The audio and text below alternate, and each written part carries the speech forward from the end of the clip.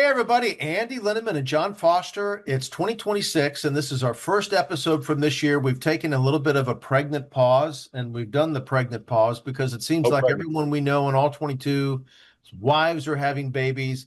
And what I'm thrilled about, it's not my wife. And John, I know you're equally happy. So how the heck are you, buddy?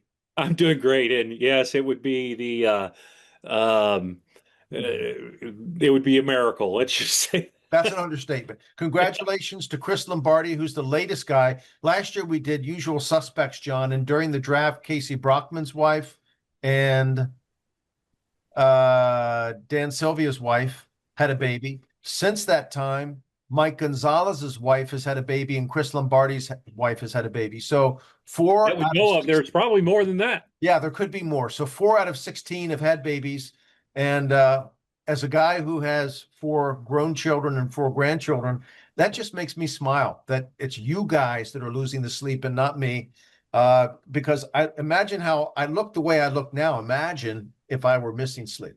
So, John, we've got kind of a data dive that we're going to do tonight, and we're going to do a couple of other things. One of the things we'll do is John Foster and I went recently to the scouting combine in Indianapolis. So before we get into anything, we're going to do a quick, like 2 minutes on our experience at the scouting combine. Enjoy.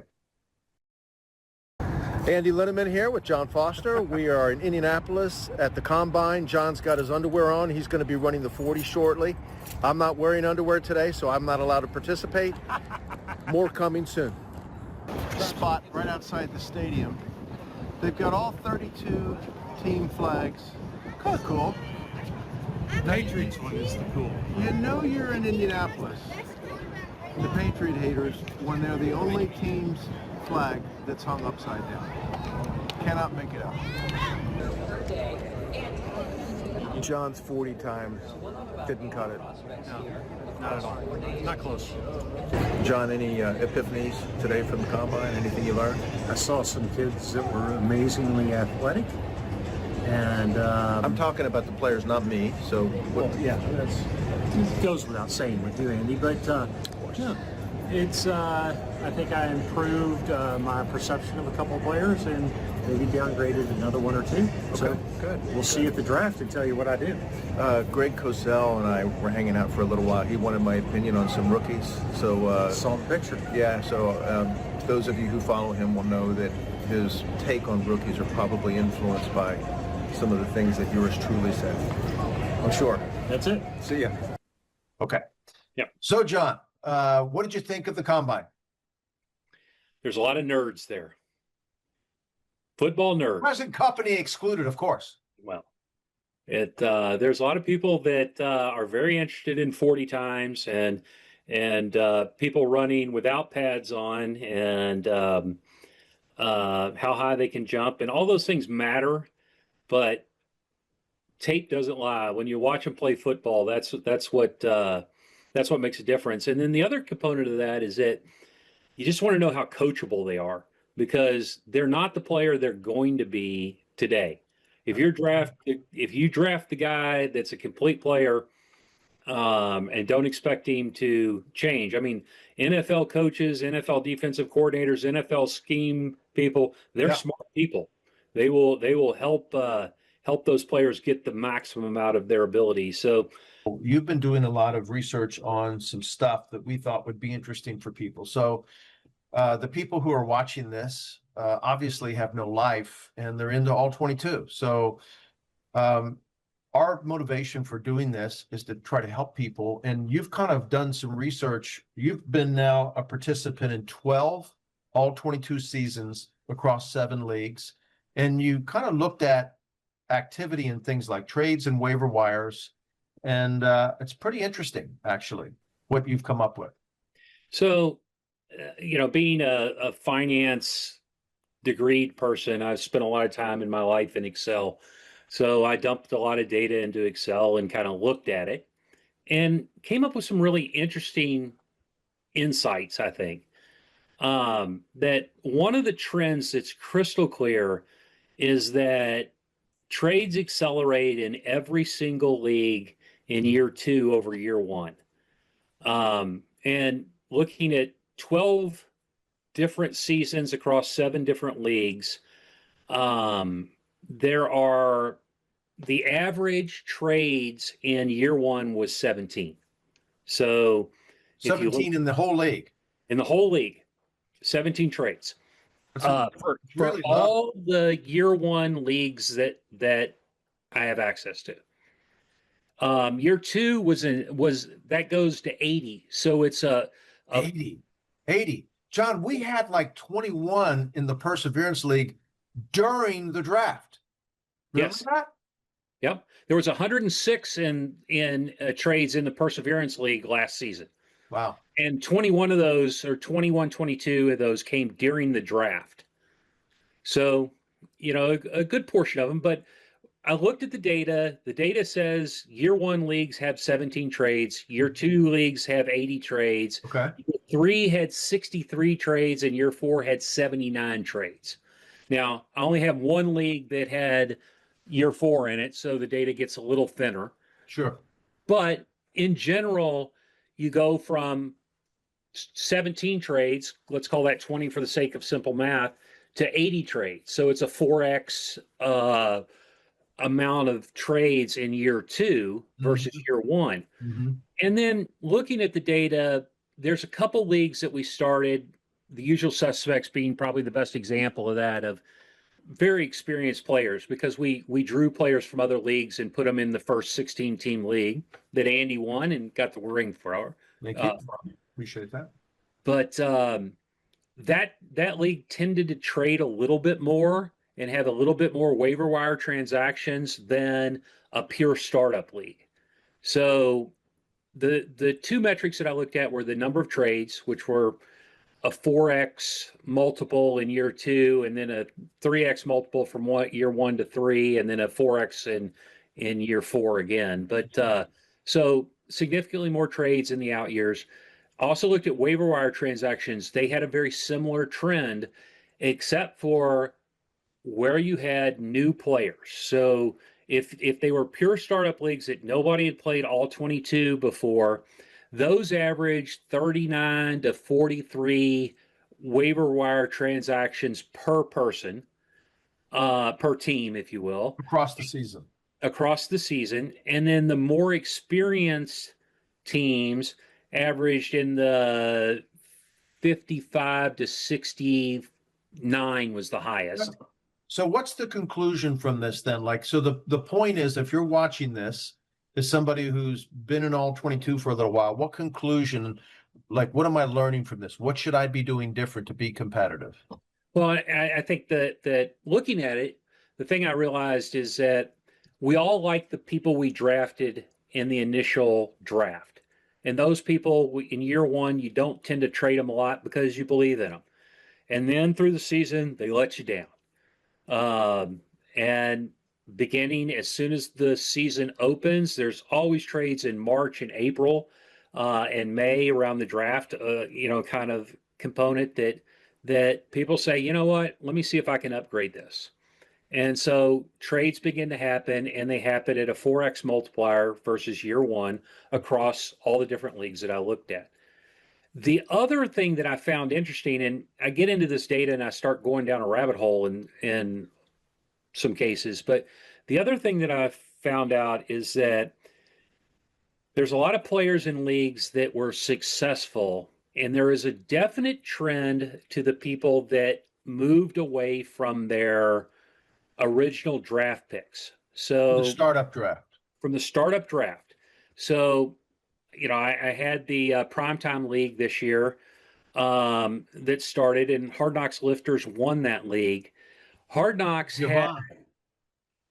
had 31 players.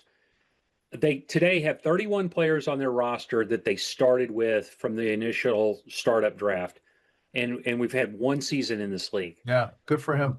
That's Jay. So yeah, moved away from 22 players that he traded. That's a significant portion of the team. So I love that. And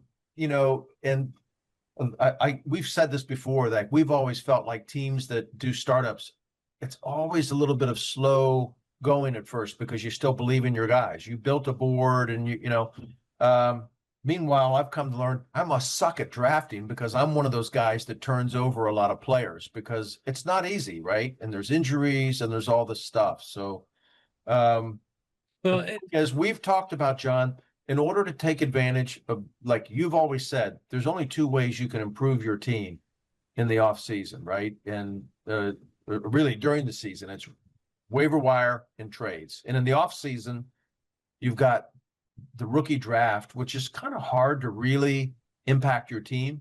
So it's really trades. So if you're not one of these teams who is trading a lot, you're probably not maximizing one of the strategies you have at your disposal to improve your team.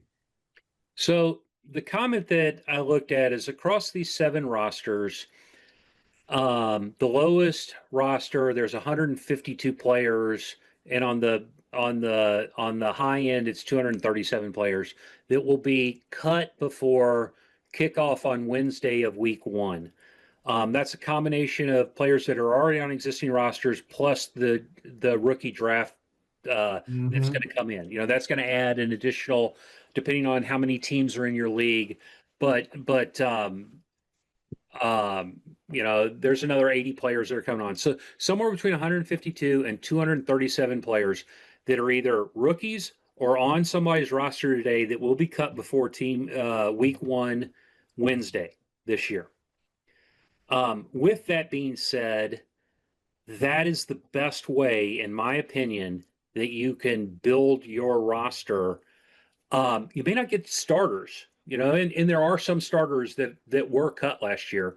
I was in a conversation with someone today, and we were texting back and forth about it. That's okay. Let's give it out. Like that, we were both trying to help Jimmy today, Jimmy Ward, with the situation he's got in the league. We're both trying to help him. Well, and we were talking about who we trade and who we would kind of general strategy that we would do if we were in his shoes, right? And we didn't know this, that we both had sort of the same kind of conversation. We didn't find out until we started this Zoom tonight that you kind of both told him the same thing. So yeah. Well, and you look at it, Leo Chanel was cut last year in September. Yeah. In the league that we're talking about. Yeah, I'm happy to have said I picked him up. So Kenneth Walker was cut last year. Yeah. Chris Brown, running back for the Bengals, was cut last year. Byron Young was cut last year. Yeah. Kool-Aid McKenzie was cut last year. Those are players that had a good season that would, if they don't start for you, they would definitely add depth to your roster. John, I'll say this, we both were fortunate enough, as were many others. So a lot of you people who are watching, you may have won a championship last year. Maybe you didn't, but you won them before. And maybe you were in playoffs and, you just had bad breaks. I think of Mike Gonzalez's team, the Merkins and Usual Suspects, who had this great team. Greg Napo a couple of years ago had this great team and lost. And sometimes things just go wrong. Where I'm going with this is we were both fortunate enough to say that we were able to win a league this past year or more. And, the point is for you to be able to be competitive and be viable when you get into the playoffs, all of the kinds of guys that you just talked about, a lot of those guys become your starters but in some spots by the time you're in the championship game because you've had so many injuries. So I totally agree that understanding the waiver wire. So my thing, John, is number one, what I hear you saying is you should be actively involved in trading. Obviously we're all getting ready for the rookie draft. I would look at we talked about this, John, in some leagues, the number of guys that are going to be cut is in the 170 to 180 range. In a 16-team league that we're in, there's only one right now. We're starting more now. So if anybody wants to join a 16-team league, there are some that are starting.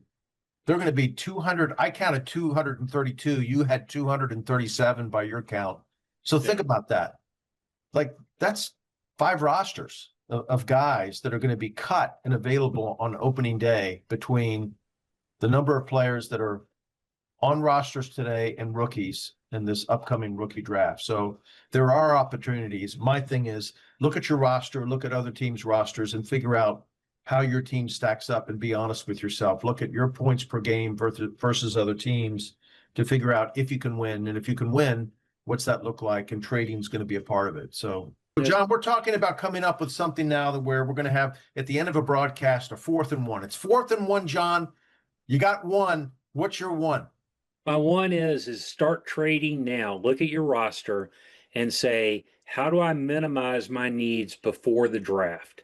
And if I need 3 or 4 different pieces and I could get 1 or 2 of those in a trade, it's a little bit like free agency in the NFL. Fill those spots so that you're not desperate for specific players and you're able to take more of the best available, if you will, than having to trade. So the trades that happen before the draft, I use to kind of move, fill in some holes so that I don't have to have those positions in the draft. And I think that's a wise move. I tell people that all the time is if you need 4 players, see if you can get one of them handled in advance in the draft or in a trade so that when you get to the time to draft and you need to trade you're not trying to get 4 players. Yeah, and really, it might be 1 or 2 players in a trade, 1 player or 2 in the draft, and then you clean up the table scraps in the first couple 3 weeks with guys that are getting cut. In the waiver wire. That's exactly right. Personally, my opinion of this draft is everybody has flaws in this draft. That there are no, wowing. There's a few defensive wow players, but everybody has some level of flaw to them. So if I can not rely on that and get players that fill in that hole and then be prepared to draft, I think the draft strength this year is in the 2nd and 3rd round of all 22. I think there's going to be a lot of opportunities there. Like if I were someone who was trying to build a team, I wouldn't necessarily mind taking a few swings in that middle range there. Late 1st round, early 2nd round in the NFL. 2nd and 3rd, 4th rounds in an all-22 league. I agree, and I would stockpile picks in that range that I could gamble on if I have a team that is trying to develop and take a giant stride forward. John, we'll spend some time as we get closer to all-22 kind of rookie drafts. Most leagues, those will be taking place May through July. We'll spend some time kind of dispensing some strategies, but I think back to the rookie drafts that I was a participant in last year, and there was a lot of value. Like we both have some stories where we took guys like, 25 through 45, each of us, and we know of other people who did too, where remember, it's not about trying to get one guy who's going to change your team in any weekly free agency or in a trade or in a rookie draft. It's an accumulation. So, it's just like we both really like this guy that we're in a league with multiple leagues with, Jimmy Ward, and we were both kind of sharing the same kind of information with him today and those ideas that just for now, just try to accomplish a little bit right now and then worry about these other things. My 4th and 1, John, is I made a trade today. When you make a trade in all 22, let's say I have 3, 3rd round picks. Or someone else has 3 2nd round picks. And when we're swapping those picks, when you get the trade offer, you don't always know which ones they are, and they can be different.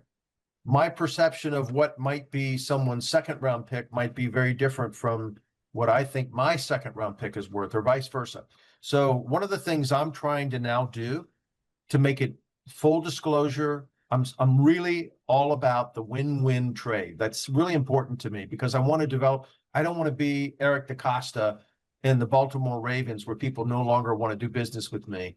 I want to be the guy that people want to do business with. So one of the things I'm trying to do is when I make a trade offer, if I have multiple picks, so if I have 2 2nd round picks and there's a 2nd round pick involved in the trade from my end, or if I'm asking for a 3rd round pick and they have multiple 3rd round picks, I'm saying which one, because when you get the trade offer, you can't tell.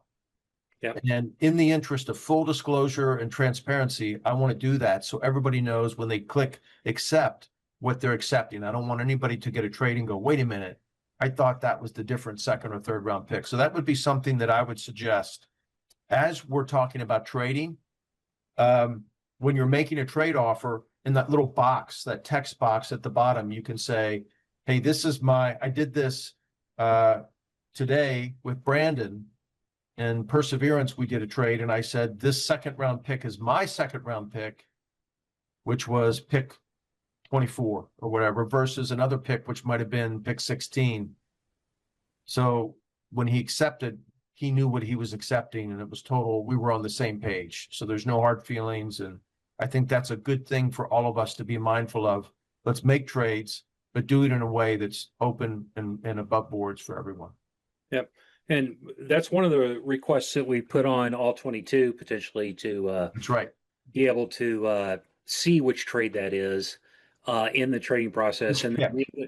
the other request of that was to be able to see historically trades that had been rejected. Because sometimes you can't remember if I offered him this pick and was it this pick or that pick? Right. And you go back and you're like, I think it was this pick. But I just went through this in the last 24 hours with Brandon, who's awesome, by the way. Hey, John, thanks for that, man. It's been great catching up. Love you, mean it. Make sure that if you're watching this, thank you for watching, but make sure you're also checking out the All 22 NFL podcast, where Chris and Ray pretty much weekly have content. John mentioned that we talk more about how to play the game. Chris and Ray tend to focus a little bit more on the players. And together, I think if you digest that content, they'll both be beneficial for you. They tend to have content that's much more frequent than ours.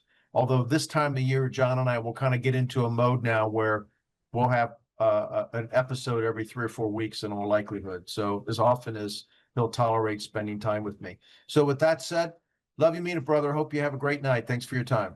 thank you. Take care.